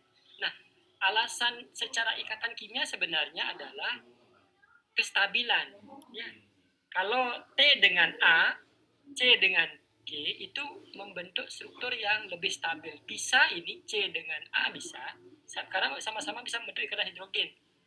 Berarti 1 ikatan hidrogen dari C-nya tidak dipakai, hanya 2 dia dipakai. Tapi kan akhirnya dia tidak stabil. Dilihat karena kemampuan C membentuk 3 ikatan hidrogen dengan A yang 2 ikatan hidrogen, jadi tidak seimbang. Jadi energi bebas Gibbs-nya itu, kalau Anda belajar termokimia dulu, itu jadinya lebih tinggi. Ya, jadi kalau mau membentuk yang lebih stabil itu artinya energi energinya serendah mungkin. Semakin rendah energi yang terbentuk antara dua molekul yang terikat, misalnya T dengan A, C dengan G, itu energinya itu lebih rendah dibandingkan dengan C berikatan dengan A. Kalau dilihat dari kestabilan, ya. Jadi Anda masih ingat bahwa setiap atom akan berusaha membentuk molekul, ya, itu dalam rangka mencapai kestabilannya, mencapai tingkat energi serendah mungkin. Ya, jadi inilah tingkat energi terendah. Kalau T dipasangkan dengan G, bisa dia berikatan. Cuma tingkat energinya lebih tinggi dibandingkan dengan dia berpasangan dengan T dengan A. Ya, jadi dia lebih stabil. Hal yang sama nanti akan Anda jumpai pada saat belajar interaksi antara obat dengan reseptor itu misalnya kan. Mengapa kok reseptor ini bisa berinteraksi dengan obat A, B, C, D, E? Kenapa A lebih spesifik seperti enzim? Kenapa substrat banyak dia punya bisa berikatan dengan molekul kecil, tidak hanya substrat, bisa dengan inhibitor, bisa dengan inhibitor juga banyak, ada inhibitor A, B, C dan seterusnya. Kenapa inhibitor A yang paling spesifik? Karena dia paling stabil. Kenapa paling stabil? Karena energinya paling rendah setelah dia berinteraksi. Jadi mana yang menghasilkan energi terendah itulah yang dicari. Itulah yang menyebabkan strukturnya menjadi stabil. Itulah jawabannya kenapa, salah satu jawabannya kenapa DNA itu sangat stabil strukturnya. Karena salah satunya disumbangkan oleh pasangan basa nitrogen yang tepat. Ya, antara timin dan adenin membentuk dua ikatan hidrogen. Jadi secara struktural dia saling melengkapi seperti teman Anda tadi. Ya, tambahan dari saya lagi secara energi ikat dia akan menghasilkan tingkat energi terendah sehingga lebih stabil. Jadi itu. Kemudian alasan hasil eksperimen itu ada di sebelah. Ya. Ini Anda membaca data ini ya. Membaca data. Ya. Ini alasan dari hasil eksperimen kenapa G berpasangan dengan C, A dengan T. Ini hasil dari percobaan dari Watson Crick, Erwin Chargaff. Inilah yang mendukung model double helix DNA yang diusulkan oleh Bapak Watson dan Crick sehingga dia mendapatkan hadiah Nobel pada saat itu. Jadi didukung oleh data-data dari penelitian para ilmuwan lain, salah satunya menguatkan oleh Bapak Erwin ini. Dia menemukan dengan data seperti ini, Anda bisa baca. Ini mungkin yang paling besar ini dilihat. Ya. Jadi Bapak Erwin ini mengisolasi DNA, kemudian DNA-nya dihidrolisis sempurna. Hidrolisis sempurna artinya polinukleotidanya terhidrolisis menjadi komponen penyusunnya, ya. Komponen penyusunnya yaitu basa, gula fosfat. Kemudian diukurlah konsentrasi adenin, timin, guanin, sitosin. Ya, satu orang aja siapa yang bisa menjawab pada waktu. Atau yang saya panggil aja ya, yang tadi, apakah sudah bergabung? Coba yang NIM 46 tidak tadi bisa gabung. 47 sama 48. Sorry, ini lewat. 47 ada? Jadi saya panggil 46 tidak ada. 47 bisa? Diulang pertanyaannya Pak, karena tadi putus-putus di saya. Oke. Tadi kan pertanyaannya mengapa adenin berpasangan dengan timin, guanin dengan sitosin. Tadi diskusi kita alasan pertama karena alasan struktur, membentuk struktur yang stabil. Sekarang alasan dari hasil eksperimen. Ya, eksperimennya Anda bisa baca di depan ini di layar Anda. Itu tabel yang menunjukkan konsentrasi dan juga bisa molaritas juga dari basa nitrogen penyusun DNA-nya ditentukan. Nah, di data ini disimpulkan bahwa memang benar adenin selalu berpasangan dengan timin, guanin dengan sitosin. Alasannya apa deh? Bung siapa ini 47?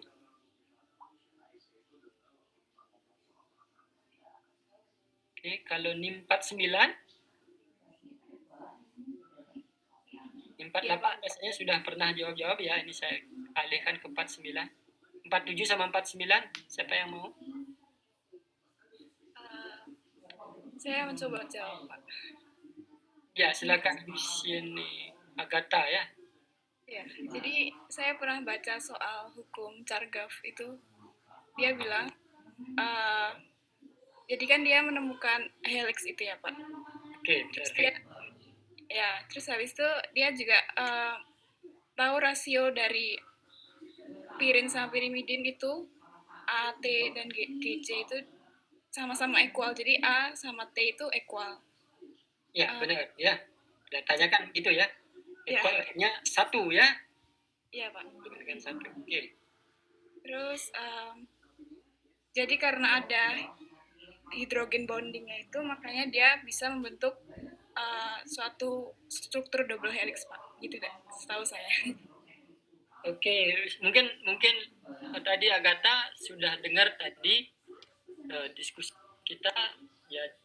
Berikutnya Agatha juga termasuk menjawab keduanya ya. Oke, terima kasih ya. Yang jawaban yang pertama aja sudah cukup, bahwa ya hasil eksperimen itu menunjukkan bahwa memang kalau memang dia tidak berpasangan, tidak mungkin ya, karena tidak mungkin bahasa itu seperti manusia ya berpoligami ya. Ini kan dia satu pasangan ya, A dengan T ya. Ngerti nggak ini gurauan saya ini ya? Jadi kenapa manusia itu tidak sebenarnya ya? Ya ini gurauan saya ya, kan bener nggak A T? Kalau misalnya dibolehkan A bisa dengan T, A dengan G, itu kan harusnya tidak equal, tidak rasionya tidak satu ya. Rasionya satu artinya jumlah A sama dengan jumlah T, jumlah G sama dengan jumlah C. Kalau jumlahnya tidak sama, tidak mungkin dia selalu berpasangan. Coba A dengan G itu beda ya, beda 1,5 kali dia.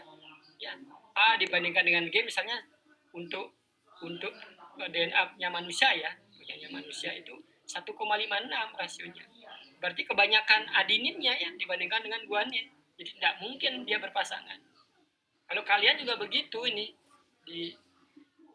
misalnya di satu kelas ini adalah kebetulan ada yang berpasangan gitu ya. Kalau memang pasangan satu-satu pasti equal gitu ya, pasti seimbang. Itu guruan saya. Jadi ya santai aja menjawabnya. Oke. Jadi struktur DNA dan RNA silahkan bandingkan. Ini Anda bisa baca sendiri di rumah. Saya ini waktunya lagi sedikit, saya akan percepat sekarang. Ya, ini juga sudah diulang tadi sebenarnya. Ya ingat ini ya. Jadi di sebelah dalamnya itu adalah apa? Basa nukleotida, di luarnya adalah gula fosfat. Ya tadi juga sudah disampaikan. Nah sekarang sifat-sifat basa nukleotida mempengaruhi struktur 3 dimensi tadi ya, seperti yang disampaikan teman Anda tadi. Selain dia bisa membentuk ikatan hidrogen ya, kita lihat dari strukturnya bahwa basa purin dan pirimidin yang ada pada adenin guanin sitosin tersebut itu sifatnya relatif hidrofobik sebenarnya ya. Ya karena ada cincin di situ ya, ada cincin siklik ya. Dan ini yang menyebabkan relatif tidak larut, terutama pada pH netral atau pH dekat fisiologis dari sel itu sendiri ya, sekitar 7 atau 7,4. Nah tetapi kalau pH larutan itu lebih asam atau lebih basah ya, tentunya basa-basa N nitrogen dalam heliks asam nukleat itu akan menjadi lebih bermuatan. Nah inilah yang menyebabkan kelarutan DNA dalam air itu menjadi lebih besar. Nah, interaksi hidrofobik antara dua atau lebih basa tersebut ya, yang dalam double helix DNA di sebelah dalamnya itu diposisikan sebagai bidang cincin yang sejajar. Ya, ingat itu kan karena purin dan pirimidin itu kan berupa lempengan sebenarnya ya. Jadi ingat belajar organik dia hibridisasinya adalah sp2, ikatan rangkap 2 di situ, sehingga dia bentuknya plan ya, sehingga nanti begitu dia berikatan antara adenin dan sitosin, timin, guanin dengan sitosin itu seperti tumpukan kuen jadinya. Tumpukan kuen yang satu cincin dengan dua cincin tadi, pirin dengan pirimidin tadi. Nah, ini merupakan salah satu dari dua mode interaksi penting antara basa dalam asam nukleat. Jadi itu interaksinya yang saling tumpang tindih. Nah, membentuk suatu cincin yang atau kuen yang saling bertumpukan seperti itu ibaratnya. Juga ada kombinasi interaksi van der Waals dan dipol-dipol antara basa tersebut ya, seperti tadi, karena dia akan cenderung bersifat hidrofobik dari cincin planarnya tersebut. Nah, susunan basa-basa ini membantu meminimalkan kontak basa N dengan air yang ada di luar sel ya. Nah, susunan interaksi inilah yang menyebabkan struktur 3 dimensi DNA itu menjadi stabil ya. Nah, berkaitan dengan itu saya ingin menyampaikan diskusi ini. Mungkin kalau saya tanyakan lagi seperti tadi mungkin waktunya tidak cukup ya. Ini catat saja sebagai tugas tambahan nanti untuk tugas individu yang dijawab ya. Saya akan hanya jawab yang pertama saja. Kira-kira ya. Kalau ada yang mau cepat jawabannya silakan spontan ya. Nomor 1 misalnya ini. Untai polinukleotida DNA dan RNA dibangun atau disusun dari rangka dasar apa? Gula dan fosfat ya.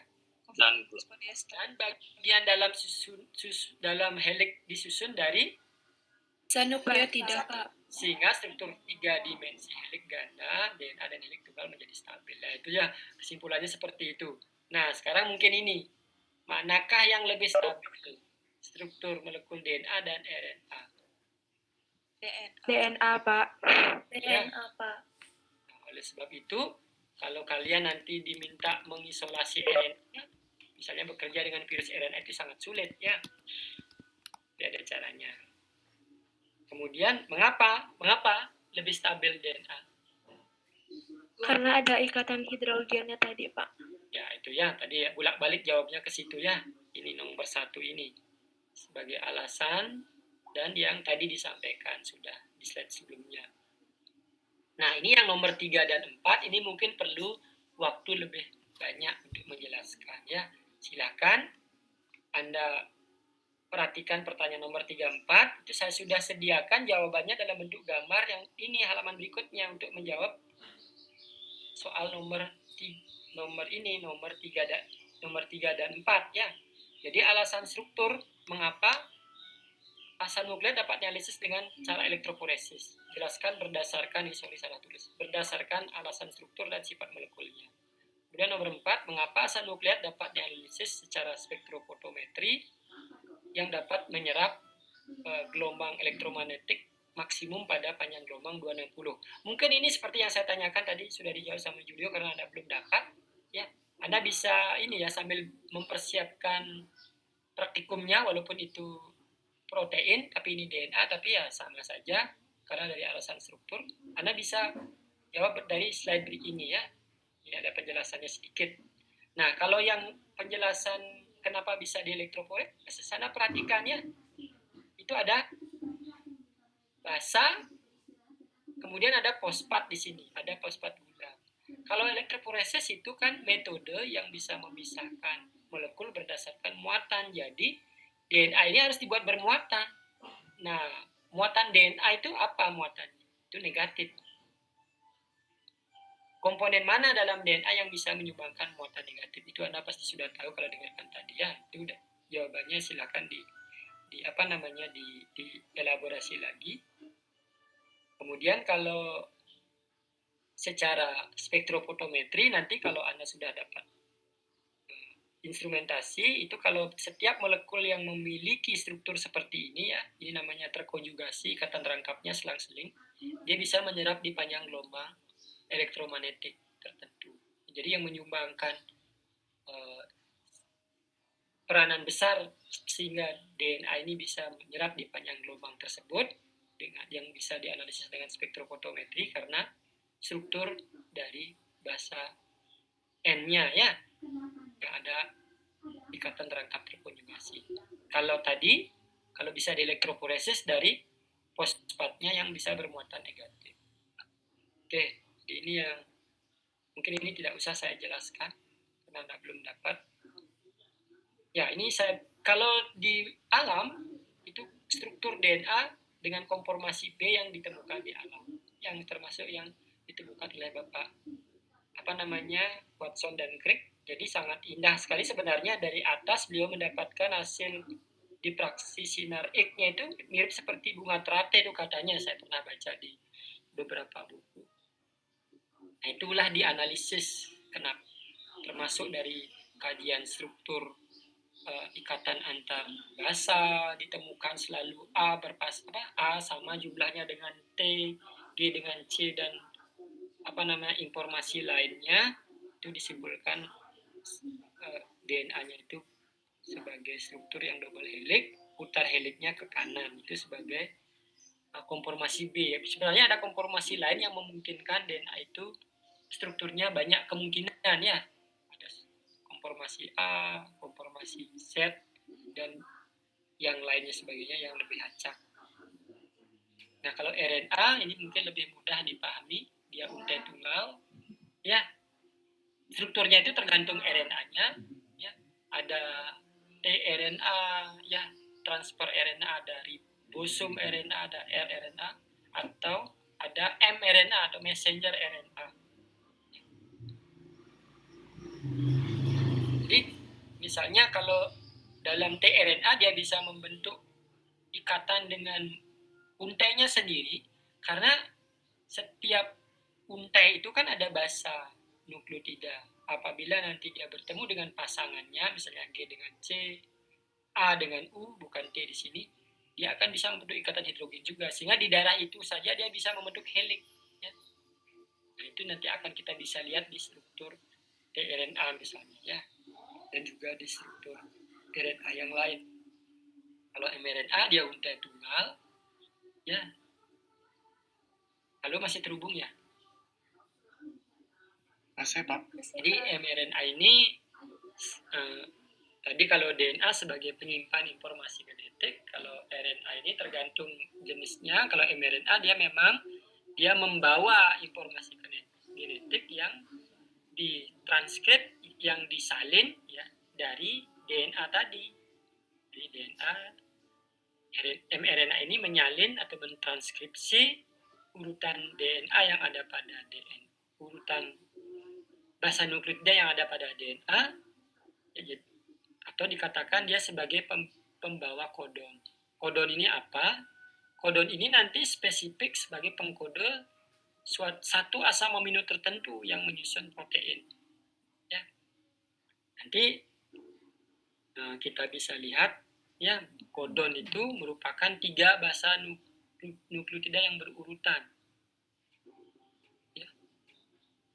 Nah, kodon kalau di dalam tabel ini itu ada 61 kodon, ada 3 kodon stop. Artinya kodon stop ini adalah bukan kodon untuk pengkode asam amino, tetapi dia sebagai penanda nanti suatu sintesis protein atau proses translasi terhenti apabila sudah bertemu nanti pada proses itu urutan ini, misalnya UAA, UAG, atau UGA dalam messenger RNA.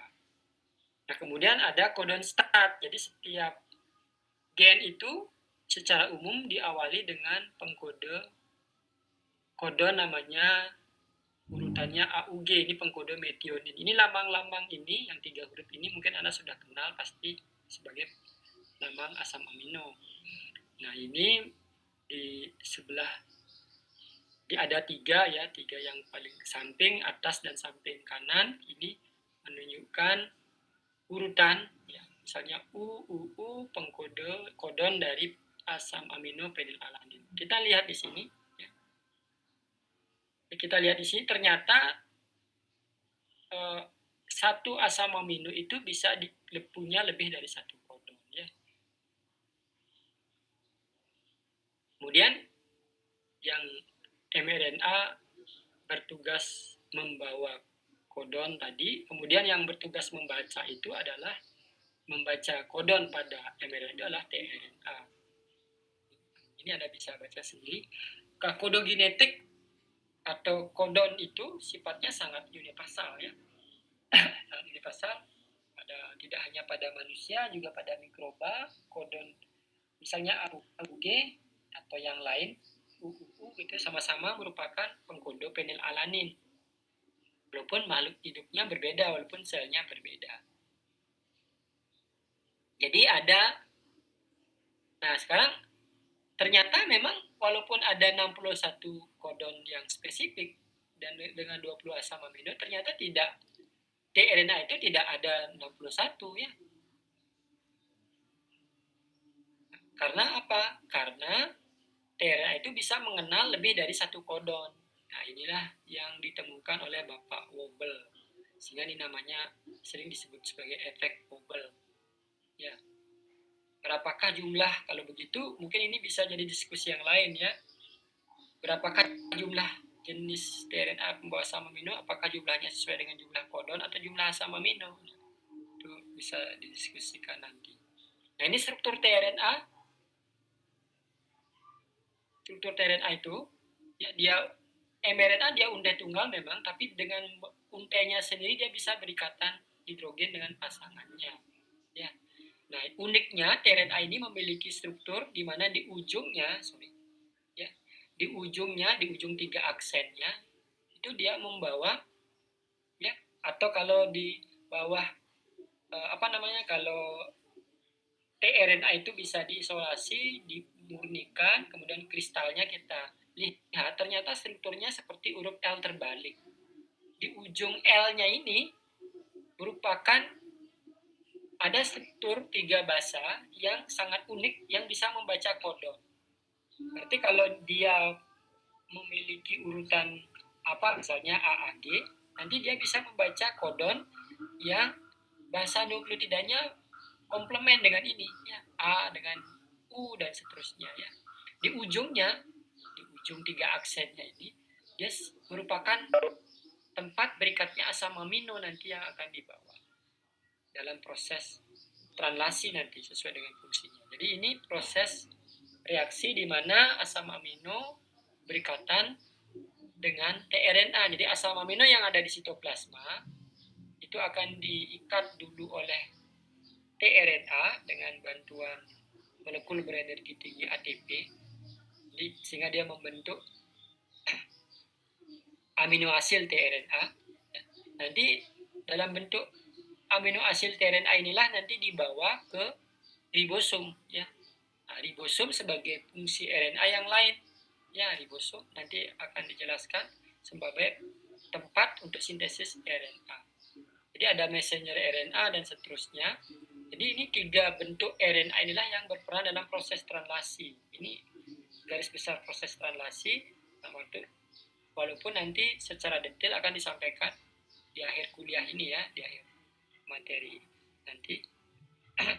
Nanti ribosom itu yang tersusun dari protein dan R ribosom dan rRNA, maksudnya ribosom RNA. Di sini ada kursus saya kelihatan ya. Ini ada mRNA yang sedang dibaca kodonnya oleh tRNA. Nah, tRNA ini sebelum dia datang ke ribosom, dia harus mengambil dulu asam amino yang ada di sitoplasma. Ya, dengan cara yang tadi ini ya. Jadi itu tidak terlepas dari enzim namanya amino asid tRNA sintetase. Oke. Setelah itu dibawa ke ribosom, nanti akan membaca kodon satu persatu sesuai dengan urutannya untuk membentuk polipeptida. Ini detailnya ada di proses translasi di kuliah berikutnya. Nah, ini diskusi kedua, silakan nanti dijawab di rumah masing-masing ya. Nah, ini salah satu bentuk ribosomal RNA yang sangat rumit ya. Jadi sebagai penyusun ribosom RNA ya. Nah, ribosom RNA ribosom RNA misalnya pada prokariot ya. Itu istilahnya 70S ribosom itu artinya kenapa? Karena ribosom ini ditemukan dengan cara sentrifugasi dengan satuan 70S. Ya. Kalau ini dipisahkan lagi, ternyata ribosom ini terdiri dari RNA dan protein. Misalnya untuk 50S RNA itu terdiri dari 31 macam protein dan 23 S RNA dan 5S RNA. Maksudnya RNA ini 23S, RNA yang mengendap pada sentrifugasi 23S, kalau ini 5S. Jadi tentunya yang 5S itu lebih kecil, hanya lebih pendek jadinya. Jadi strukturnya itu rumit seperti ini ya, ini digambarkan berpilit-pilit seperti ini. Itu ribosom RNA ya. Nah ini overview dari fungsinya, Anda bisa baca sendiri dari sekarang untuk memahami nanti proses translasi berikutnya. Nah itu saja ya, mohon maaf saya lewat 4 menit ya. Jadi untuk menghabiskan ini, karena kita ini adalah pertemuan hanya sekali saja untuk membahas asam nukleat, tapi saya percaya dan yakin Anda bisa belajar sendiri di rumah dengan membaca buku, kemudian memahami apa yang sudah kita diskusikan tadi. Kalau belum paham, Anda bisa tanya langsung atau bisa selipkan pertanyaan pada saat mengirimkan tugas ya. Nah, seperti biasa, tugasnya selalu dikirim ke sini ya. Mungkin itu saja, waktunya sudah lewat 5 menit. Kalaupun ada pertanyaan, tidak masalah, silakan. Mohon maaf Pak, izin bertanya. Oh iya, silakan.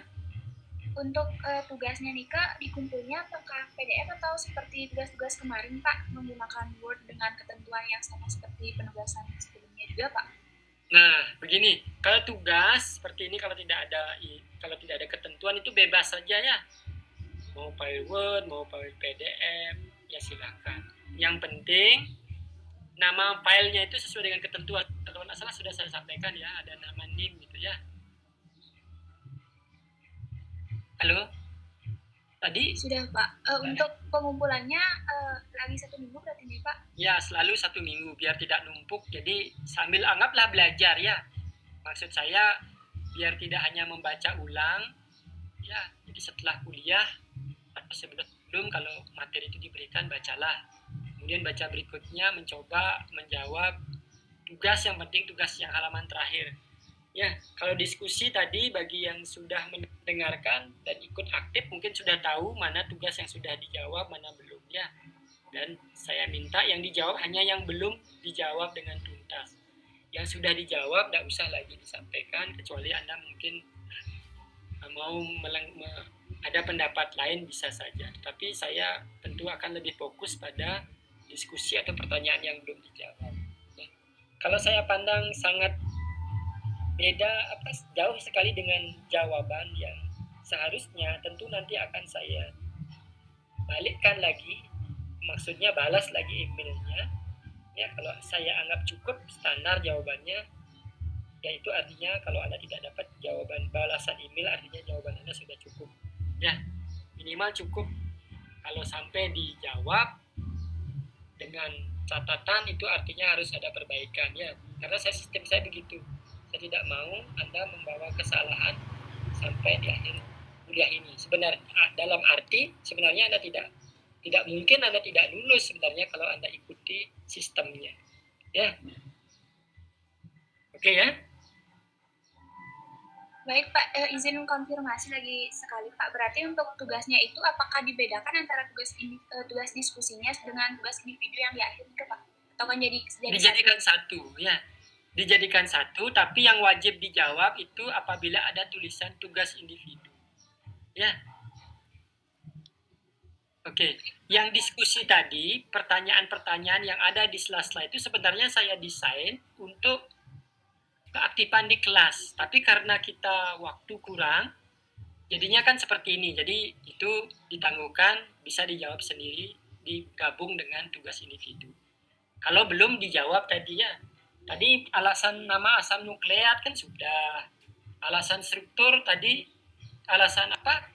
A berpasangan dengan T, G dengan C kan sudah. Ya, beberapa kan ada yang belum tuntas, ya. Itu aja ditambahkan. Tetapi intinya adalah jawab menjawab tugas individu. Itu saja sudah cukup. Ya, tapi kalau Anda bisa menjawab sampai diskusi detail yang belum dijawab, yaitu sebagai tambahan untuk nilai proses. Ya, karena waktunya tidak cukup tadi.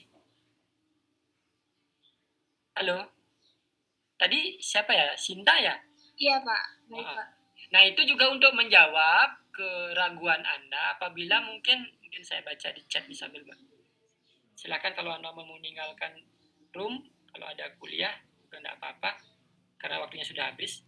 Tapi saya akan belum sudahi atau belum selesaikan karena saya mau lihat dulu rekamannya ya. Itu aja ya. Mungkin sudah jelas ya. Jadi maksud saya biar adil, saya kasih kecepatan untuk lanjut di rumah menjawab diskusi yang belum tuntas. Mungkin ada tadi sinyalnya kurang bagus, tidak bisa hidupkan mikrofon, atau mungkin masalah klasik karena pas sedang ada acara, tempatnya sangat sangat ribut sehingga malu hidupkan mikrofon juga bisa saja. Pas ya saya tahu kok, saya punya anak, banyak punya tetangga, itu pas tahu lah kondisinya bagaimana belajar online itu ya. Oke, makanya saya maklumi pakai cara seperti ini ya. Jadi di samping tugas memang harus dikerjakan, juga ada diskusi yang saya tetap tulis di slide dan itu bisa dijawab apabila belum tuntas. Dan itu saya berikan kesempatan kepada mereka mahasiswa yang memang ada kendala itu pada saat online ya. Kendalanya ada dua, kendala memang malu, malas, atau memang kondisi tidak memungkinkan karena sinyal. Ya, tapi tidak apa-apa. Yang penting ada usaha. Itu saja ya Sinta ya. Iya Pak, sama lagi satu Pak, untuk kemarin Bapak minta untuk mengingatkan untuk screenshot Webex, dan tadi untuk di awal saya lupa untuk mengingatkan Pak. Oh iya ya. Sudah meng-screenshot pas Bapak menjelaskan, apakah tidak apa-apa, itu aja Pak. Oh, enggak apa-apa. Tapi nanti gini aja. Nanti ingatkan paling tidak pada saat sesi diskusi atau dosen lain, itu kameranya semua dihidupkan. Ya. Ya, mungkin cocoknya pada saat sesi diskusi ya, presentasi tugas ya. Kameranya dihidupkan, kemudian nanti per slide itu kita akan foto ya. Ya, Sinta ya. Baik Pak, berarti saat di akhir nih Pak, pas presentasi tugasnya. Oke, ya itu tapi untuk setiap kuliah screenshot aja, Cinta ya. Walaupun tidak menghidupkan kamera ya. Nah, jadi pas menjelaskan itu ya screenshot aja, mungkin kalau ada lebih dari satu boleh ya. Kan biasanya screenshot itu ada yang di-share, kemudian ada yang pesertanya kelihatan gitu ya. Kan bisa diatur di layar Anda masing-masing gitu. Ngerti maksudnya Sinta? Halo Sinta? Mengerti Pak. Oke. Bisa Ya, terima kasih Sinta. Nanti mungkin Sinta bisa dibantu sama teman-temannya yang lain untuk mengingatkan screenshot setiap foto atau screenshot setiap kuliah. Tidak. Tapi yang untuk menghidupkan kamera untuk keseluruhan, kemudian kita dokumentasikan satu-satu, saya minta pernahlah sekali misalnya paling tidak pada saat presentasi tugas mungkin ya, seperti orang seminar biar ada dokumentasi. Ya itu saja. Silakan. Ini saya sudah absen lewat rekam. Ya. Oke, terima kasih. 92 berarti yang bergabung. Selamat sore, sampai jumpa.